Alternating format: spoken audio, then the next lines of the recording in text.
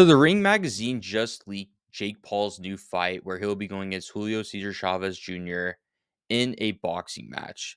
But before I give you guys my thoughts, if you guys can, please hit the subscribe button and let's get to 10 likes for this video. Anyways, let's get into it. How good is Julio Cesar Chavez Jr. against Jake Paul? Is this a legit opponent? Did he take this fight with the right time? I'll tell you all about it right now, right? Julio Cesar Chavez Jr., just recently fought Uriah Hall when Mike Perry fought Jake Paul. That same card, right? Before that, he fought in 2021. And I guess the inactivity right there, on top of the fact that when he defeated Uriah Hall, it wasn't too impressive of a performance to the point where people were demanding this fight to happen next. I remember that was the case when we saw him fight and win after against Uriah Hall. The other aspect of why people probably wouldn't like this fight is the fact that Anderson Silva did defeat Julio Cesar Chavez Jr. Back in 2021. Jake Paul defeated Anderson Silva just a few years ago. And then after that, right, ever since then, he's gone a lot older. Julio Cesar Chavez Jr. is 4 years older from that match, right? So I feel like it adds on to the stigma of Jake Paul going against older fighters or out of their prime fighters. That is the cons of this Jake Paul versus Julio Cesar Chavez Jr. fight. Now the pros, right? Why this is a good fight for Jake Paul. Think about it like this: he lost against Tommy Fury back in 2022, 2023, right? Just a couple years ago.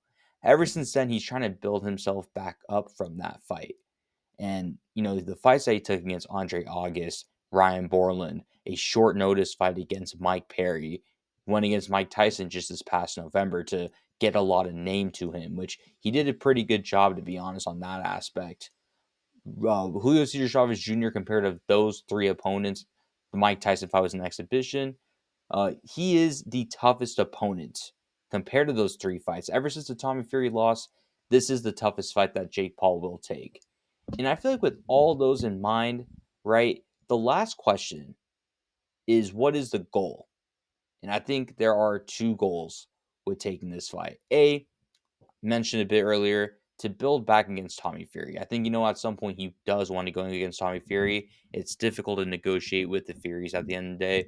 But, at some point, maybe it's this year, end of the year, next year, whenever it is, this is to build back against Tommy Fury. The second aspect of Canelo, we just recently saw Canelo and Jake Paul fell through because he was using Jake Paul's leverage to get more money out of Turkey, right? Canelo fought Julio Cesar Chavez Jr. back in 2017. So if Jake Paul wins against Julio Cesar Chavez Jr., that's a common opponent win that him and Canelo could potentially share. And I think that could maybe help within that aspect. If Jake Paul's still interested in Canelo Alvarez in the future, they have a common mutual opponent that they've won against. Yeah, so I think with all that in mind, my rating of Jake Paul versus Julio Cesar Chavez Jr. is I want to say either a 5 to 7 out of 10. I think 7, just depending on how he will be on the night, Julio Cesar Chavez Jr.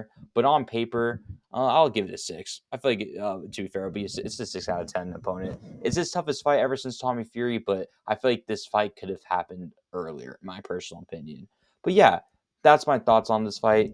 Let me know in the comments of what you guys think. Hit the subscribe button, and let's get to that 10 likes. Anyways, I'll see you guys on the next one. Peace.